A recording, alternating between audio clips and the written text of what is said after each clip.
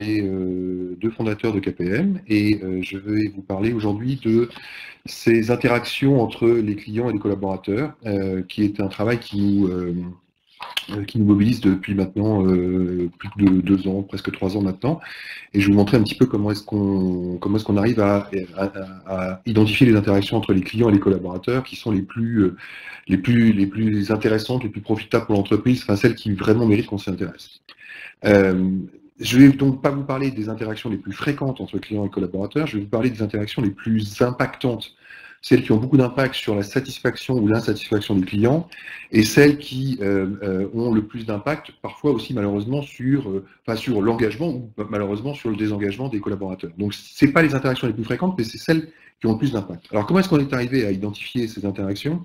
Je vous inflige 5 minutes pour vous montrer d'où on vient et comment est-ce qu'on travaille là-dessus, puis je vous montrerai finalement je vais vous montrer comment on travaille, et après donc, je vous montrerai à travers ces 9 visages des collaborateurs, finalement c'est la synthèse de ces travaux. Ça fait 3 ans ça fait 5 ans finalement qu'on modélise les expériences clients. Alors c'est ce que vous voyez ici, ce que vous êtes dans les yeux, c'est-à-dire qu'on modélise les parcours clients à partir des enquêtes de satisfaction et les verbatims que nos clients collectent dans les enquêtes de satisfaction et les enquêtes NPS. Grâce à ces verbatims, on arrive à identifier ce que vous voyez ici, c'est-à-dire tous les touchpoints du parcours client. Et puis on arrive à mesurer très précisément l'occurrence de chacun des touchpoints dans le parcours, donc quels sont les clients qui commandent tel ou tel touchpoint. Et puis vous voyez aussi, on arrive avec les grandes barres bleues ou les grandes barres rouges, on arrive à voir les impacts que la bonne gestion, les barres bleues, ou la mauvaise gestion, les barres rouges de ces touchpoints, l'impact que ça a sur les clients. Vous voyez bien qu'il y a des barres bleues qui montent au ciel, qui sont très hautes, et des barres bleues qui sont beaucoup plus petites, qui restent à quai, qui sont des moments qui ont moins d'impact. Donc plus les barres bleues montent haut, plus on comprend que quand on est très bon à gérer cette interaction, ça a beaucoup d'impact sur les clients, et ce qui n'est pas toujours le cas, puisque vous voyez qu'il y a des barres bleues qui, elles, ne décollent pas. Et puis c'est la même chose avec les barres rouges, plus la barre rouge est profonde, et plus on comprend que quand on n'est pas bon à gérer cette interaction, et ben ça crée un niveau de frustration très important, ça fait des dégâts globalement chez les clients. Donc c'est comme ça qu'on travaille sur les clients. Et puis maintenant, depuis 3 ans, on a aussi développé cette idée de modélisation de l'expérience des collaborateurs quand ils sont au contact des clients. Donc c'est pas le collaborateur en interne, moi, ma RH, mes perspectives de carrière, mon salaire, mon management, tout ça. C'est moi, collaborateur, dans les interactions que je peux avoir avec les clients de l'entreprise. Et pour arriver à cette modélisation, en fait, c'est un système très simple. On leur pose finalement 2 petites questions via un questionnaire online. Première question, c'est est-ce que vous pouvez nous raconter l'interaction la plus positive que vous ayez connue avec un de nos clients cette année? Et la deuxième question, c'est au contraire, maintenant, est-ce que vous pouvez nous raconter l'interaction la plus frustrante? De ces 2 questions, dans laquelle finalement, ces questions qu'on a quasiment jamais posées, on n'a jamais vu une entreprise qui avait déjà posé ces questions à leurs collaborateurs.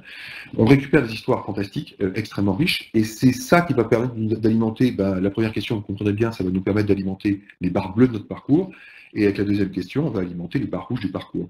Et là aussi, on va avoir des éléments d'occurrence, on va identifier tous les touchpoints qui souvent suivent assez fidèlement finalement le parcours du client, et on va avoir aussi des intensités de discours avec les grandes barres bleues ou les grandes barres rouges que je vous ai déjà commenté sur l'expérience client. Là, c'est le même principe.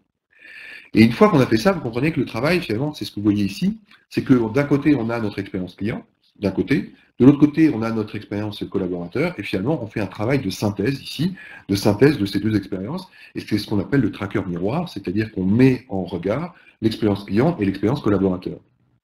Et de ça, alors, tout est basé sur, on construit tout sur la base de l'expérience des clients.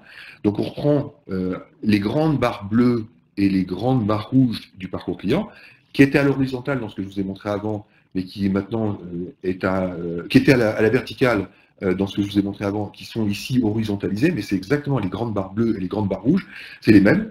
Et donc, c'est ces moments qui ont beaucoup d'impact, c'est ces moments qui comptent beaucoup dans l'expérience client, qui sont très structurants de l'expérience client, en positif ou en négatif. Et sur ces moments très structurants, on regarde comment ça résonne côté collaborateur. Donc, c'est basé sur l'expérience des clients, et du coup, on voit en résonance comment ça se passe côté collaborateur, avec les barres bleues et les barres rouges qu'on avait pu voir tout à l'heure.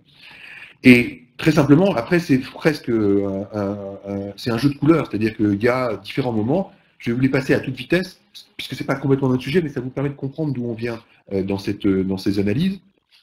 Premier cas de figure, c'est très simple, c'est bleu des deux côtés, c'est fantastique, parce que pour l'entreprise, sur la même interaction, on est capable,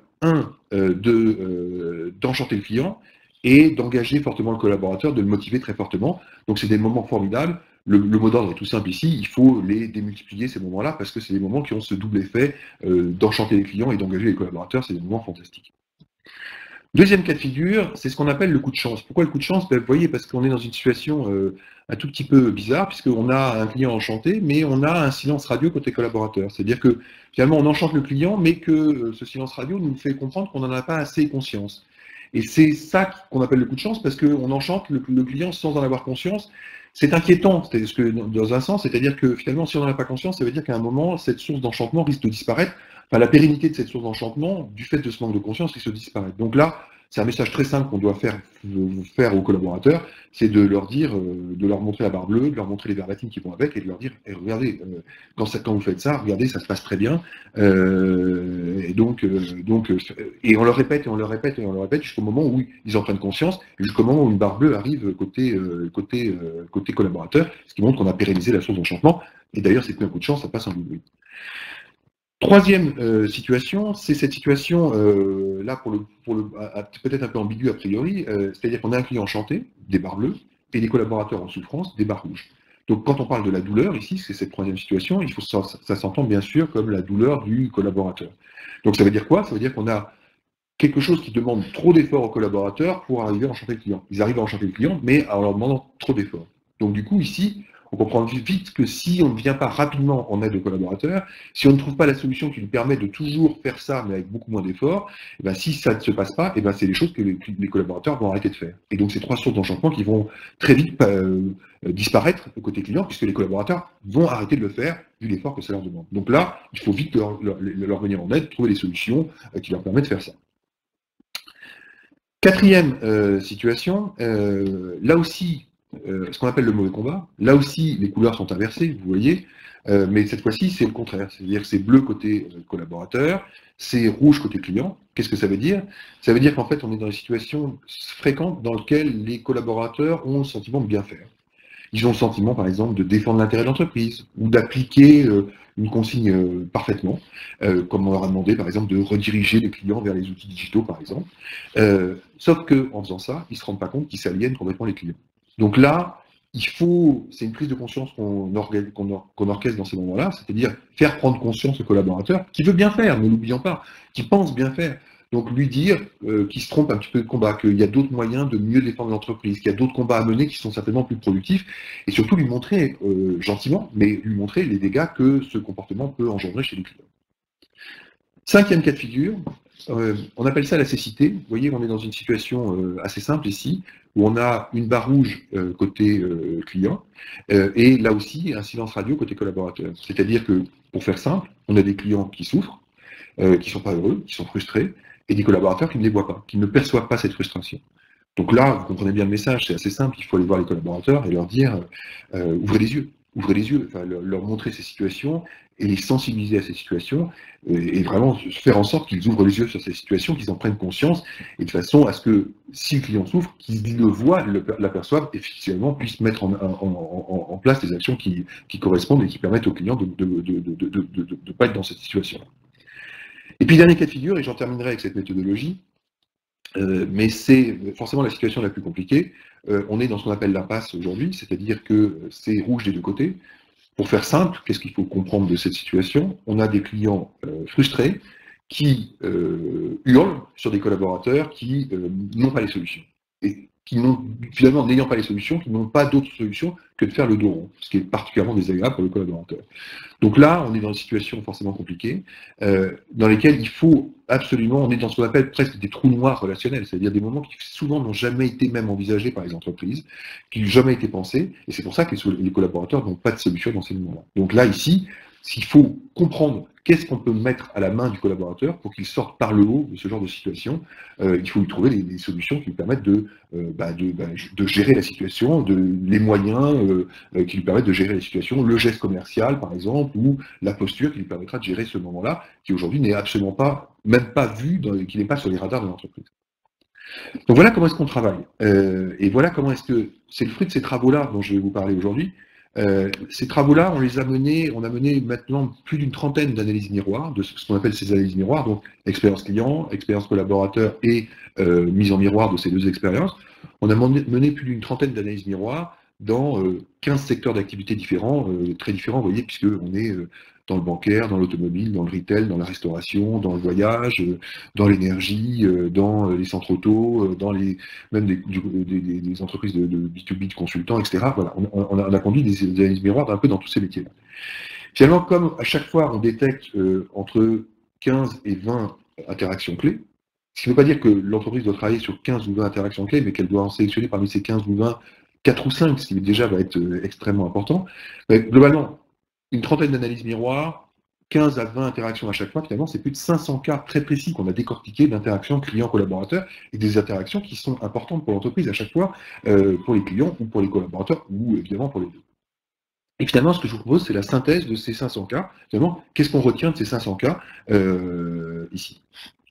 Alors, c'est ce que je vais vous montrer. Donc, je reviens à ce visuel qui était le visuel d'introduction de cette présentation. Ces 500 cas, va résumer en 9 interactions, les 9 interactions dont je vous disais, pas forcément les plus fréquentes, mais celles qui ont beaucoup d'impact, celles qui sont intenses, celles qui comptent, celles qui ont de l'impact sur le client, sur la satisfaction ou l'insatisfaction du client, et sur l'engagement ou le désengagement du collaborateur.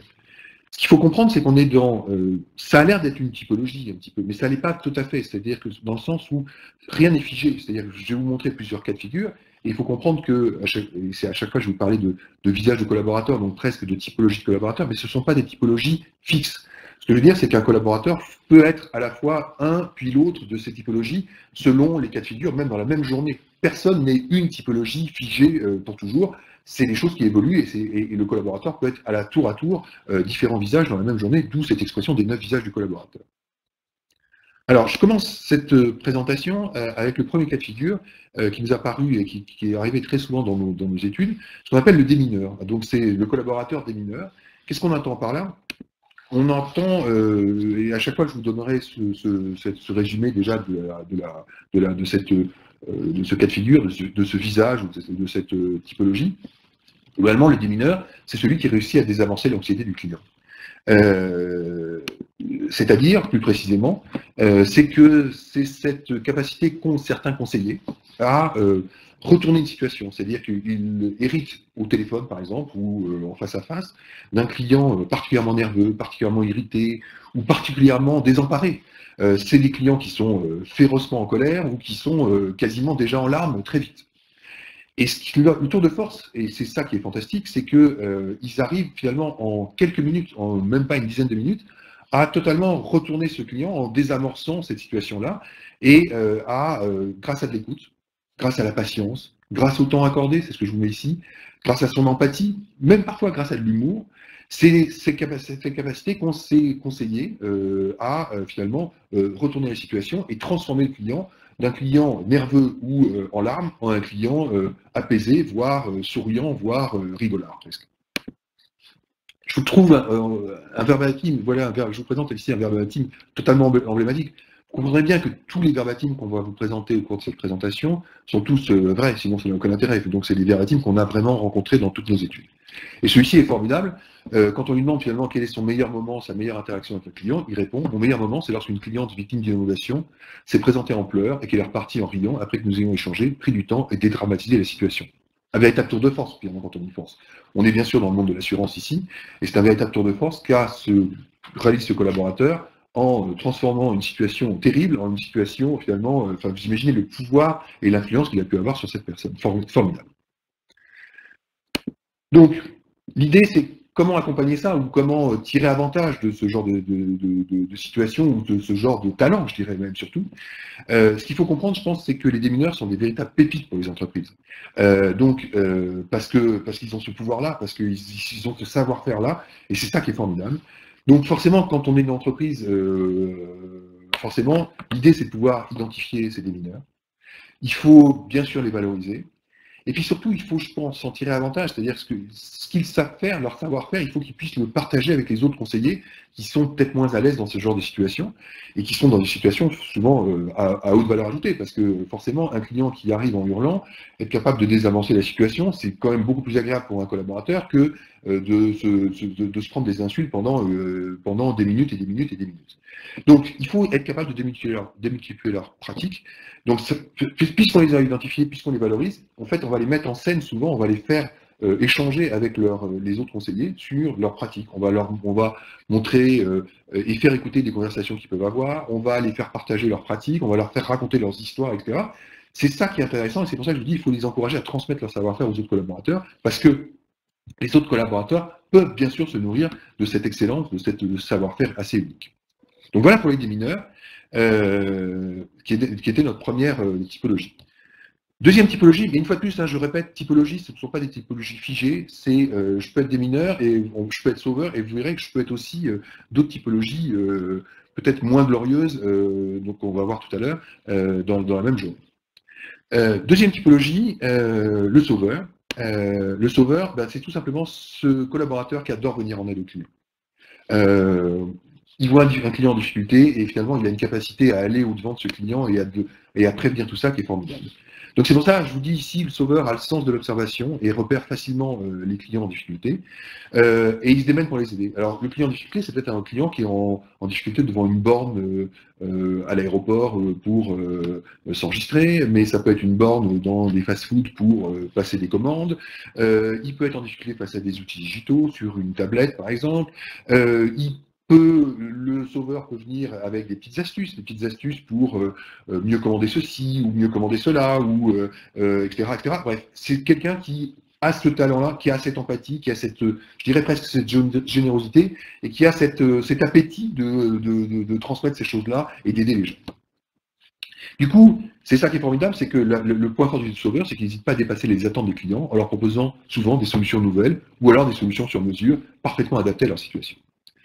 On a un sauveur fantastique qu'on avait pu identifier dans une de nos études, et vous voyez son verbatim, qui dit « J'ai dû installer notre application à une vieille dame sur son téléphone en lui expliquant comment ça fonctionne et elle fut ravie. » En échange, finalement, il dit « Elle m'a offert une boîte de chocolat. Puis, alors c'est ça qui est formidable, puis elle m'a amené toutes ses amies pour que je leur montre. Pour que je leur montre justement comment installer l'application. Du coup, elles sont toutes connectées et me remercient à chaque fois. Et finalement, il est dans un business où il revoit ses clientes de façon assez récurrente. Et à chaque fois, c'est une vraie joie de retrouver une de ces personnes qui l'a aidé. Il en tire beaucoup de fierté. Et on comprend bien à quel point ces vieilles dames sont absolument ravies de ce qui leur est arrivé et du service qu'il leur a proposé. Comment l'accompagner? Et là, on comprend bien aussi que finalement, ce sauveur est un véritable trésor pour l'entreprise. Et bien, je pense que je dirais qu'il faut donner la possibilité aux sauveurs d'apporter leur aide aux clients, c'est-à-dire les placer là où les clients rencontrent régulièrement des difficultés, et finalement les mettre là comme des gens, des petits SOS possibles pour ces personnes-là. Et surtout, je pense qu'il faut les valoriser, capitaliser sur leur initiative, les féliciter, expliquer à quel point, et finalement leur faire sentir à quel point l'entreprise les gratifie et leur est reconnaissante. Bien sûr, c'est là-dessus que ça va jouer. Troisième typologie, c'est ce qu'on appelle le suspicieux. Alors le suspicieux, vous comprenez bien qu'on était dans deux typologies très positives. Là, on tombe dans des zones où forcément, par rapport à ce que je vous ai raconté tout à l'heure, il y a forcément des éléments de barre rouge un petit peu plus présents. Le suspicieux, pour le définir, voilà le mot d'ordre. Son mot d'ordre, c'est qu'il n'aime pas les resquilleurs et il aime encore moins les fraudeurs. Globalement, le suspicieux a un vilain défaut, je dirais, c'est qu'il a tendance à ne pas croire les clients, et que donc il cherche à débusquer les faux retours produits, les fraudes à l'assurance. On en a vu beaucoup, on a pas mal travaillé dans l'assurance, et on a souvent vu des suspicieux dans les services sinistres, où finalement, quand on leur demande où est l'excellence dans leur métier, ils ont tendance à vous répondre assez rapidement et assez sur d'eux que l'excellence dans leur métier, elle est dans le fait de pouvoir débusquer les fraudeurs. Avec tous les dégâts que ça peut avoir, parce qu'on comprend bien que ça peut avoir des dégâts importants sur la perception que peut avoir plein de clients honnêtes, parce que pour débusquer les fraudeurs, il faut être capable de développer une attitude de suspicion permanente. Alors ça, c'est le côté dévastateur de l'affaire. Après, ce qu'il faut comprendre, c'est la psychologie de ce suspicieux. C'est que souvent, il s'inscrit dans une logique de défense des intérêts de son entreprise. C'est-à-dire que c'est souvent des collaborateurs qui sont très engagés dans l'entreprise. Donc, qui sont engagés, qui veulent bien faire, qui croient bien faire. C'est ça qu'il va falloir résoudre, bien sûr. C'est pour eux, ce que je vous dis ici, une forme de démonstration de leur professionnalisme. Et le problème, c'est ça, c'est cette ambiguïté entre une fierté et un engagement, et le fait que même sans s'en rendre compte, par cette attitude-là, ce que je vous disais par exemple sur les services sinistres, mine de rien, ils s'aliènent de nombreux clients. Alors, un verbatim très emblématique du suspicieux, quelqu'un ici, un collaborateur qui dit « Les clients oublient que notre entreprise n'est pas une œuvre de bienfaisance. Donc dans ce cas, je donne ce qui est préconisé par le marketing, ni plus ni moins, surtout pas plus, je dirais, et les fraudeurs et les profiteurs, je les coince tout simplement. » Et on comprend bien le côté parfois redoutable que peut avoir un suspicieux dans cette attitude-là, et c'est forcément ça qu'il va falloir gérer, je dirais derrière. Gérer pour lui, mais gérer bien sûr pour les clients. Donc, comment accompagner un suspicieux? Je dirais qu'il faut y aller avec ce que je vous disais déjà un petit peu tout à l'heure, avec beaucoup de pédagogie. Parce que d'abord, je pense qu'il faut déjà d'abord le féliciter pour son engagement. Et si on ne reconnaît pas ça, on va se tromper et il ne va rien comprendre. Et surtout, on ne pourra pas l'emmener là où on veut l'emmener. Donc d'abord, il faut le féliciter pour son engagement parce qu'il veut défendre l'intérêt de l'entreprise et parce qu'il veut bien faire et parce qu'il applique des consignes du genre il faut amener les gens vers les outils digitaux. Voilà, on lui a dit de faire ça, il le fait. Mais il faut lui faire comprendre que soit dans sa façon de faire, soit dans son intention de défendre l'entreprise, qu'il se trompe de combat. Bien évidemment, c'est finalement les cas du mauvais combat dont je vous parlais tout à l'heure. Et le meilleur moyen de lui montrer ça, c'est de lui montrer ce qu'il ne voit pas, c'est-à-dire les clients honnêtes qui s'offusquent de cette situation qui est, à leurs yeux, totalement déplacée. Et surtout, donc ça, c'est le premier travail. Et après, il ne faut pas le laisser en plan là. Je pense que derrière, il faut vraiment aller lui montrer, lui indiquer d'autres combats, parce qu'il veut défendre l'intérêt de l'entreprise, c'est quelqu'un d'engagé. Donc, il faut l'engager, lui dire, voilà, tu t'es trompé de combat là, mais il y a d'autres combats qui sont tout à fait beaucoup plus profitables pour l'intérêt de l'entreprise, et voici, tu peux te focaliser là-dessus, et lui montrer que c'est des combats qui sont beaucoup plus intéressants, et en tout cas beaucoup plus intéressants dans la défense de l'intérêt de l'entreprise. Voilà pour notre suspicieux. J'en passe à au quatrième visage, ou la quatrième typologie, comme vous préférez. On est ici dans ce qu'on appelle le collaborateur démuni. Démuni pourquoi? Parce qu'il est dans une situation compliquée, et une situation qu'on voit, alors qui n'est pas juste fréquente, qui n'est pas juste intense, qui est une situation extrêmement fréquente dans beaucoup d'industries, c'est que le démuni il est tout simplement incapable de justifier soit les tarifs, soit les frais, soit les augmentations devant un client. C'est un moment terrible pour lui. D'ailleurs, en fait, ce qu'on constate, c'est que ce démuni ne dispose tout simplement pas du discours commercial ou des informations nécessaires pour arriver à justifier ce que je vous dis ici, les prix, les tarifs, les frais bancaires, les variations et les augmentations tarifaires devant les clients. Le désarroi des conseillers bancaires qu'on a pu voir plusieurs fois dans plusieurs études autour de l'explication des frais bancaires est terrible. Il vous explique que c'est le pire moment de l'année. Le client qui appelle pour dire « Est-ce que vous pouvez m'expliquer les 13,80 € de frais bancaires que j'ai là ?» Il vous explique que c'est le pire moment de l'année. Vous n'imaginez pas le nombre de conseillers dans l'assurance qui sont incapables de justifier les 6% d'augmentation de tarifaire de la cotisation annuelle pour le client, alors que l'entreprise fait de la pub pour dire qu'il n'y a pas d'augmentation de tarif. Et c'est des moments terribles pour eux. Beaucoup de ces collaborateurs vous disent que c'est la partie du job qu'ils détestent ou qu'ils redoutent le plus. À l'évidence, le conseiller bancaire, mais dans plein d'industries, il vous explique que ce moment-là, c'est le moment le pire de tous. Et donc, il y en a plein, on l'a vu, qui commencent à développer des stratégies d'évitement de ce sujet-là. C'est-à-dire qu'un client qui m'appelle pour des frais bancaires, j'arrive à m'en dépatouiller et à lui dire que je reviendrai vers lui, et finalement, je ne le prends plus jamais au téléphone. Parce que je sais que de toute façon, ça va très mal se passer. Et donc, d'où presque ces stratégies jusqu'au boutiste, presque, je dirais, d'évitement du client et d'évitement du client qui parle de ce sujet-là. Ce qui, forcément, vous imaginez, est mal ressenti côté client. Un verbatim typique, alors hors du contexte banque-assurance dont je vous parlais, mais qui montre que c'est pas que dans cette industrie-là que ça se joue, c'est quelqu'un qui vous dit une cliente m'informe qu'elle a essayé d'acheter ses billets sur Internet, mais qu'arrivé au paiement, cela n'a pas abouti. On est dans le monde du transport, je ne préciserai pas quoi exactement. Je lui ai dit que ce n'était pas grave et qu'on allait faire la réservation ensemble, mais entre-temps, les billets étaient beaucoup plus chers et impossible de lui expliquer pourquoi. Et effectivement, Ce pauvre conseiller, finalement, se retrouve à expliquer une augmentation tarifaire et il est bien incapable d'expliquer, je ne sais pas, les 10% ou les 15% ou plus, j'en sais rien dans cet exemple, qui ont fait que tout d'un coup le billet avait augmenté. Et il se retrouve dans une situation impossible à gérer avec un client furieux au téléphone et lui qui part a priori sur des bonnes intentions de vouloir aider ce client. Et finalement, il était sauveur, je dirais, au début, et il se retrouve démuni. Et c'est là où vous voyez que sur quasiment la même interaction, on peut passer d'un rôle à un autre à une vitesse stupéfiante. Donc, comment accompagner le démuni, enfin, comment le soutenir, je dirais, dans ces situations qui sont particulièrement pénibles pour eux. Déjà, je pense que c'est important de développer un discours sur ces questions tarifaires avec lequel le démuni se sent en confiance. C'est-à-dire que on l'a vu plusieurs fois, à un moment, il faut qu'il puisse expliquer ça en toute confiance et en toute sérénité. Donc, quel est le discours qu'on tient? Je reprends l'exemple dans l'assurance. Quel est le discours qu'on tient pour expliquer que oui, on annonce 0% d'augmentation, mais certains clients vont être augmentés de 6%? Quel discours peut tenir le collaborateur à ce moment-là? Quel discours peut-il s'approprier? C'est-à-dire qu'il ne faut pas que ce soit un discours top-down qui vienne de la direction et qui dise voilà ce qu'il faut dire. Il faut que ce soit un discours que les collaborateurs puissent s'approprier, avec lesquels ils sont en confiance, qu'ils aient pu tester sur différents clients, etc. Et finalement, c'est ce discours-là qui va être le vrai discours, parce que c'est ce discours-là dont eux ont besoin et qu'ils vont utiliser. Donc ça, c'est la première chose. La deuxième chose, je vous l'ai un petit peu dit ici, c'est écouter la remontée de terrain et partager ces bonnes pratiques, parce qu'il y a des collaborateurs qui sont capables de mieux expliquer ça, ou ceci, ou qui ont trouvé des bonnes solutions, qui ont trouvé des bons arguments, ou qui savent articuler les arguments de la bonne façon là-dessus. Je pense que c'est ceux qui sont à l'aise avec ça et ceux qui ont des success stories à raconter sur ces augmentations tarifaires ou sur ces frais bancaires, c'est très bien.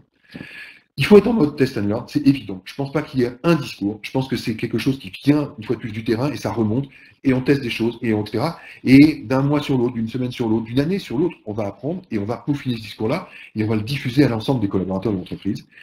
Et puis c'est parfois aussi un accès facilité aux informations parce que ce collaborateur bancaire qui est incapable d'expliquer pourquoi c'est 13,80 €, parce que le client va vous dire pourquoi c'est 13,80 €, c'est pas juste le principe, c'est le montant, comment vous l'avez calculé. S'il n'a pas l'accès à cette information-là, s'il n'a pas la machine qui lui permet, l'ordinateur ou la formule qui lui permet de calculer exactement le frais bancaire et d'expliquer ça au client, et bien là aussi, ça va être très compliqué pour lui. Donc c'est tout ça qu'il faut certainement mettre en œuvre, mais surtout, je pense que le principal, c'est de se dire, soyons humbles, n'ayons pas de discours qui tombe du haut sur ça. Finalement, faisons remonter les bonnes pratiques et les meilleurs arguments qui viennent du terrain, ceux qui ont déjà été prouvés efficaces. Cinquième typologie, ce qu'on appelle le déjugé. Alors le déjugé, c'est une situation très classique. C'est la situation qu'on voit très souvent, presque je dirais trop souvent, d'un manager qui déjuge son collaborateur devant un client. C'est une situation qui arrive d'autant plus souvent qu'on a des collaborateurs, des consommateurs, des clients qui se laissent de moins en moins faire, qui acceptent de moins en moins les décisions et qui ont une volonté de plus en plus d'escalader finalement à l'intérieur de l'entreprise pour avoir le décideur. Tant que la décision ne leur va pas, ils ont tendance à dire je veux voir le niveau au-dessus parce que finalement, peut-être qu'au niveau au-dessus, on me donnera raison. Donc ça devient une situation très récurrente, très classique, et c'est à ça qu'il va falloir s'attaquer. Donc, le déjugé, vous comprenez bien la situation, se retrouve dans une situation où son manager prend le relais en se positionnant du côté du client. Donc, vous voyez bien la situation, il y a quelque chose qui ne se passe pas bien avec le client, ils n'arrivent pas à se trouver d'accord, la décision que le collaborateur donne au client n'est pas une solution qui convient au client, donc ça se passe mal, et finalement le client demande l'appel du manager, et le manager dit « mais oui, monsieur le client, c'est vous qui avez raison », ce qui arrive beaucoup plus souvent qu'on ne le croit. Côté collaborateur, alors côté client, c'est le bonheur. On est typiquement dans la situation dont je vous parlais tout à l'heure de la douleur du collaborateur. Côté client, c'est forcément formidable parce qu'on lui a donné raison. C'est lui qui avait raison depuis le début, donc il en tire une forme de fierté. Côté collaborateur, c'est un désastre parce qu'il se retrouve à la fois désavoué par son manager et rejeté par son client. Parce que derrière, quand on est sur des business récurrents, type l'assurance ou les domaines bancaires dans lesquels il y a une relation finalement continue avec souvent avec un client, finalement, une fois qu'il s'est fait déjuger par son manager, le client ne veut plus jamais parler à ce conseiller bancaire. Donc, c'est des situations qui sont compliquées, et ce que je vous dis ici, ce genre de situation peut alimenter des conflits entre le manager et le collaborateur, et nuisant bien sûr à l'ambiance globale de l'entreprise, parce qu'on comprend bien le ressentiment que peut ressentir le collaborateur, d'autant plus que souvent, il ne fait qu'appliquer une consigne qui lui a été donnée par sa direction. Donc, il applique la consigne, il applique la décision, etc., etc., il l'explique au client, et finalement, c'est à ce moment-là que, sur quelque chose sur lequel on lui dit de faire, finalement, il se fait désavouer. Donc, je vous donne un verbatim très emblématique de ça. Le client a commencé à être agressif dans sa façon de parler et insultant envers moi. J'ai donc fait appel à mon responsable qui n'a pas attendu très longtemps avant de lui donner raison, au détriment de mon bien-être. Je me suis senti lâché par mon responsable et en situation d'impuissance. Le client n'a donc plus qu'à m'insulter pour avoir ce qu'il veut. C'est très décourageant. J'étais dépité et en colère contre mon responsable et le client. Je me suis donc senti très seul. Et c'est vrai qu'à la fin, je trouve ce verbatim assez bien, assez touchant, parce que finalement, elle décrit bien le sentiment et ce que ressent ce collaborateur tout au long de cette situation-là. Finalement, c'est ce sentiment de solitude et de désaveu qu'il ressent à la fin, et c'est ça qui est terrible, parce que comment est-ce qu'il repart derrière? Parce qu'au-delà de la gestion de cette interaction, l'idée c'est comment est-ce qu'il repart? Comment est-ce qu'il retrouve de l'enthousiasme pour son travail? Combien de temps il met pour digérer cette interaction? Comment il va se comporter avec le client d'après? Et celui d'après encore, comment il va se comporter avec tous les clients de la journée? Comment est-ce qu'il va évacuer ce moment compliqué? C'est ça, l'enjeu est bien sûr là. C'est pour son moral, mais aussi finalement pour l'efficacité dans laquelle il va avoir avec les clients d'après. Donc comment l'accompagner? Il faut ne pas se voiler la face, je pense, dans un premier temps, et se dire que dans des entreprises, ce genre de situation arriveront de plus en plus, puisque je vous dis, il y a une tendance à l'escalade chez les clients qui est évidente. Donc c'est pour ça qu'il faut prévoir ce genre de situation, se mettre d'accord au préalable sur ce type de situation, afin que le collaborateur ne soit pas surpris par la décision de son manager. Ce que je veux dire, c'est que c'est des choses qui doivent être scénarisées. Comme le font, comme on dit, que le font les policiers, je ne suis pas un expert là-dedans, mais entre le good cop et le bad cop, et ben peut-être qu'il y a le good manager et le bad collaborateur, mais c'est pas très grave, et le bad conseiller, mais c'est pas très grave. À partir du moment où c'est prévu, à partir du moment où on s'est mis d'accord là-dessus, et à partir du moment où finalement il y a une espèce d'accord préalable là-dessus entre le collaborateur et le manager, ça limite les dégâts, en tout cas ça limite les dégâts internes. Et puis, au-delà de ça, dans cette chose qui peut être prévue à l'avance et je dirais presque pré-scénarisée, il faut aussi, derrière, avoir la possibilité de débriefer sur la situation avec le manager, ce qui est loin d'être fait fréquemment. Enfin, sur l'expérience qu'on voit, on voit bien que finalement, le manager repart dans son bureau, repart dans sa tour d'ivoire et laisse le collaborateur en plan avec cette situation à digérer, je dirais. Et bien là, il faut avoir cette possibilité d'organiser très systématiquement des débriefings pour que le manager justifie, explique sa décision au collaborateur, lui explique à quel point ce qui a motivé ces choses-là. C'est peut-être pas la chose la plus facile à faire par le manager, mais c'est clé dans le moral du collaborateur et dans sa capacité finalement à enchaîner avec les autres clients derrière. Sixième typologie, le piégé. Alors, ce qu'on appelle le piégé, c'est ce collaborateur qui doit appliquer des règles inapplicables. Et il se retrouve dans des situations, mais inextricables, et vous n'imaginez pas le nombre de situations dans lesquelles on a pu, le nombre d'études, le nombre d'entreprises dans lesquelles on a pu identifier des situations comme ça. Qu'est-ce qu'on entend par là? Ce qu'on vous décrit ici, à savoir que le piégé tente d'appliquer des règles et des procédures difficiles, voire impossibles à imposer aux clients. On est dans ces trous noirs relationnels dont je vous parlais tout à l'heure aussi, dans ces situations d'impasse que je vous décrivais au tout début dans la méthodologie. Le collaborateur ici est conscient de cette situation, mais ne reçoit pas de soutien de sa hiérarchie, voire même une sacrée pression à appliquer la règle et à l'appliquer très strictement. Donc, non seulement il n'a pas de soutien, mais en plus on lui dit il faut appliquer ça, il faut que tu le fasses, il faut que tu le fasses, il faut que tu le fasses. Et donc il se retrouve dans cette idée de devoir appliquer des règles extrêmement compliquées à appliquer. Il se retrouve donc régulièrement confronté au foot des clients et dans des situations terribles. Je vous donne juste un exemple qui est je pense, très éclairant là-dessus.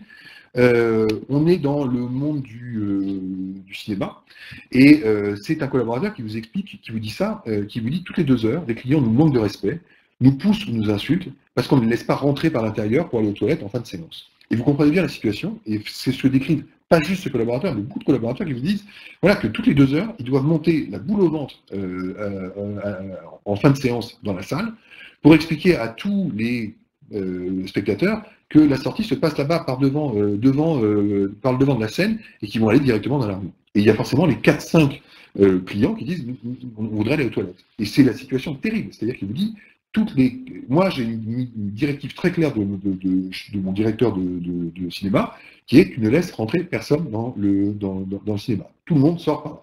Et sauf que les clients sont là en disant: mais attendez, vous êtes bien gentil, je viens de vous laisser 50 €, je viens de passer 2 heures dans votre établissement, c'est pas vous qui allez m'empêcher d'aller aux toilettes. Et c'est pas vous qui allez m'empêcher d'aller aux toilettes, il comprend bien qu'il est, voilà, ils vont pas se laisser faire. Et c'est ça que doit gérer toutes les 2 heures ce collaborateur. Et c'est cette situation terrible. Et donc, du coup, quand nous, on a reporté ça, quand on a fait cette étude, en fait, tout d'un coup, le haut management s'est rendu compte que s'est rendu compte de ce qu'ils faisaient endurer à leurs collaborateurs. Et à ce moment-là, ils ont pris conscience de ça, et finalement, ils ont assoupli, même, il y a quelqu'un qui a dit que la règle était totalement inique. Finalement, ils ont banni la règle, c'est-à-dire ils ont dit: on arrête d'imposer ça à nos collaborateurs avant même de l'imposer à nos clients. C'est-à-dire qu'on va trouver un moyen qui fait que le collaborateur va attendre que l'ensemble de la salle s'évacue et laissera passer les quelques clients désireux d'aller à la toilette en leur demandant juste 2 minutes de patience, en faisant comprendre ça, et ça se passe très bien. Et c'est ça qui permet finalement aux collaborateurs de vivre ce moment-là de façon beaucoup moins désagréable, et puis aussi de ne pas courroucer les clients tout simplement. Donc, comment l'accompagner? Vous comprenez à l'aune de l'exercice, de l'exemple que je viens de vous donner. Il faut identifier ces moments qui sont bien souvent n'ont jamais été identifiés, jamais. Il faut assouplir ces règles. Et puis, dans ce que je vous disais, dans certains cas, il faut les modifier, voire les supprimer tout simplement. Quand la règle est véritablement inapplicable, ou totalement unique, ou insupportable pour les clients, et inapplicable par les collaborateurs, que faire si ce n'est de supprimer la règle? 7e typologie, on est dans ce qu'on appelle le prudent, le collaborateur prudent. Qu'est-ce qu'on veut dire par là? C'est ce collaborateur qui attend d'être sûr à 100% avant d'annoncer quoi que ce soit au client. Il veut être sûr de l'information à 100%. Alors, il y a plusieurs cas de figure. C'est notamment dans des entreprises où on est très guidé par les ingénieurs, où il y a une culture d'ingénieur, et dans les cultures d'ingénieurs, on ne parle que quand on est sûr à 100% de ce qu'on raconte, de ce qu'on va raconter. Donc, on est dans une hyper vérification de l'information avant d'annoncer, avant de la partager. Mais ce qui relève de la culture d'ingénieur, sauf qu'entre la culture d'ingénieur et la culture du consommateur, parfois, malheureusement, ça ne se rencontre pas assez. Donc, c'est ce qu'on vous dit ici. Le prudent, alors, il n'y a pas que les cultures d'ingénieurs, mais notamment. Hein. Le prudent prend, donc, pour le décrire un petit peu plus, le prudent prend systématiquement des précautions avant d'annoncer quoi que ce soit au client. Il veut être sûr à 100% de lui avant de communiquer une information fiable au client, que ce soit sur des retards dans le monde du transport, par exemple, que ce soit sur des délais.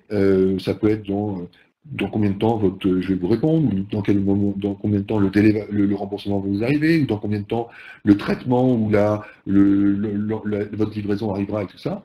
Ou alors même sur le montant d'un geste commercial. Il a peur d'avancer 40 € et puis finalement qu'il soit déjugé à un moment ou à un autre et qu'on lui dise non, c'est plus que 20 €. Il a peur de se trouver dans une situation où il a annoncé 40 €, il doit justifier que finalement ça n'est plus que 20 € derrière. Bref, il fait très attention à ce qu'il dit. Le problème, c'est que ça ne se passe pas, malheureusement, c'est que parfois ça engendre des vraies frictions avec les consommateurs. Un verbatim très emblématique de ça, un collaborateur qui dit: le manque de fiabilité des informations en cas de retard est un des pires moments. On n'est jamais sûr de rien, donc on ne dit rien. Les clients sont dans le brouillard, tout comme nous. Au bout d'un moment, on se fait défoncer par les clients excédés. Et c'est vrai. Et c'est vrai. Et c'est des choses qu'on a vécues, peut-être pas nous en tant que collaborateurs, mais certainement nous en tant que consommateurs, dans des situations compliquées, dans du transport notamment, par exemple, où finalement, l'information n'arrive qu'au compte-gouttes. Et le temps de l'entreprise, le temps de l'entreprise n'est pas le temps du consommateur. Et le problème, c'est qu'il y en a un qui est au milieu des deux, qui est le temps du collaborateur, qui lui est au contact des clients et qui, forcément, vit des moments très compliqués à ce moment-là. Donc, comment est-ce qu'on peut accompagner ce genre de moments, les rendre moins pénibles pour les collaborateurs et forcément aussi moins pénibles pour les clients aussi? Je pense que c'est important de rassurer le collaborateur sur le fait qu'il puisse donner une information en temps réel. Et notamment par rapport à ces collaborateurs qui veulent avoir cette information vérifiée, 100% sûre, etc., etc. Mais leur dire: soyez plus relax là-dessus, soyez plus tranquille, vous avez le droit de donner une information en temps réel, quitte à dire, à mettre une réserve en disant: voilà l'information dont je dispose à ce moment-ci, voilà ce que je peux vous donner. Je viens vous la confirmer, ou l'affirmer, ou la rectifier dès que j'ai plus d'informations, etc. Ce qui est une façon de faire passer ce message-là, en s'engageant, en donnant de l'information au client, mais tout en se disant, en donnant la possibilité finalement de le modifier un petit peu. Et c'est pour ça qu'il doit pouvoir donner cette information, même s'il doit pouvoir la modifier, la préciser, la rectifier dans un second temps. Il faut bien mettre en avant les bénéfices d'une information rapide du client, parce que une information trop tardive, c'est une information qui va, c'est un manque d'information qui risque de générer des situations beaucoup plus compliquées. Donc il y a un vrai bénéfice dans une information rapide, quitte à la changer ou à la faire évoluer. Et puis il faut développer le sentiment du droit à l'erreur. Ils ont le droit de dire des choses qui ne sont pas vraies, ou des choses qui vont, mais qui étaient vraies il y a un quart d'heure, et qui sont plus vraies maintenant. C'est la vie, et c'est comme ça. Et souvent les consommateurs sont beaucoup plus tolérants vis-à-vis de ce genre de procédé que dans le cas d'inverse. 8e situation, l'impuissant. Alors là, on n'est bien sûr pas dans le cadre de la vie privée, vous vous en doutez bien, mais on est dans le cadre du monde professionnel. Et ce qu'on entend par l'impuissant, c'est celui qui n'a, le collaborateur qui n'a malheureusement aucune marge de manœuvre pour régler le cas spécifique d'un client. Il voit très bien comment il pourrait régler le problème, mais il n'a pas cette marge de manœuvre.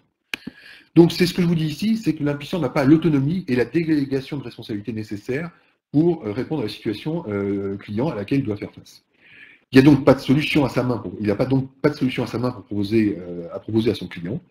Et donc en conséquence, c'est ce qu'on connaît tous, il se fait littéralement écharper par un client furieux, et c'est ce que je vous ai dit tout à l'heure dans la situation d'impasse. La seule stratégie qu'il a, c'est la stratégie du dos rond, et la stratégie du dos rond, c'est une non-stratégie, bien évidemment.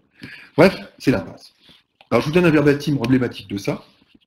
Devoir gérer les dysfonctionnements avec l'Expedia, on est bien sûr, vous le comprenez bien dans le monde de l'hôtellerie ici. Les réservations entrent alors que nous sommes complets.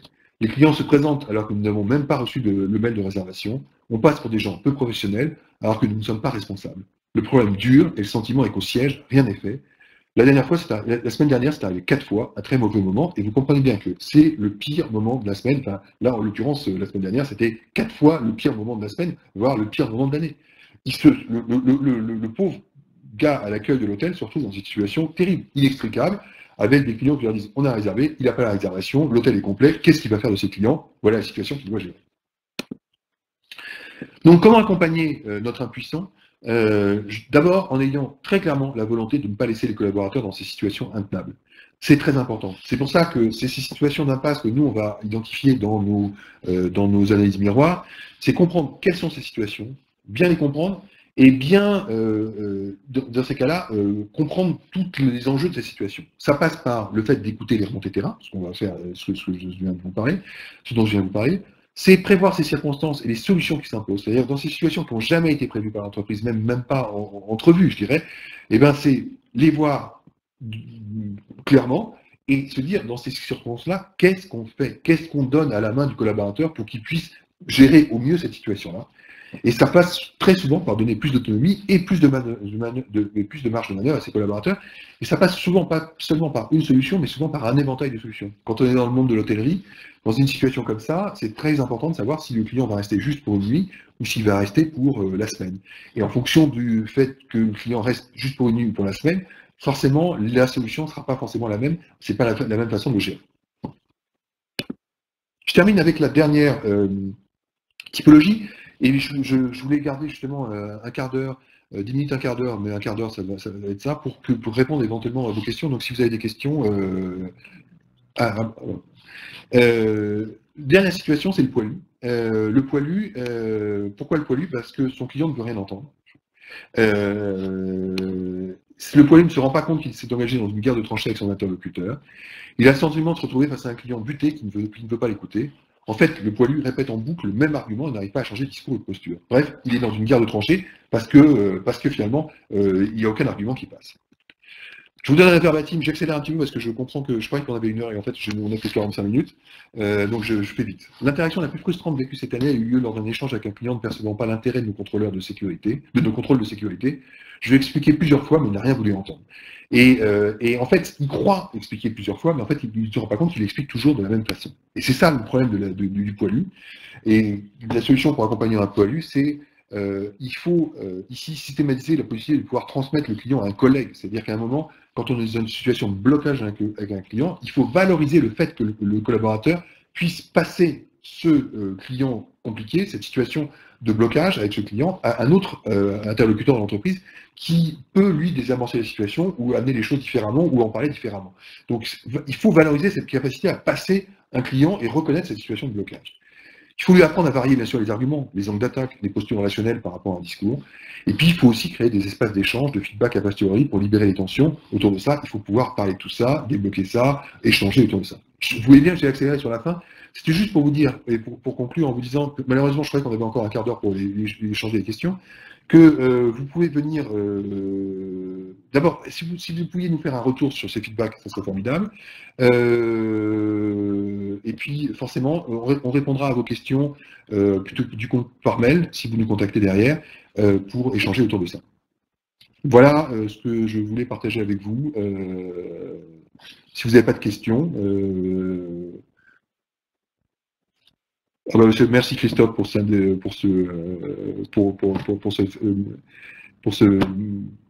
retour positif. Bon, voilà. Bah, écoutez, je vous propose d'arrêter. Je vous remercie en tout cas d'être resté. Merci Nicolas. Merci Annabelle. Je vous propose d'arrêter là alors. Merci beaucoup.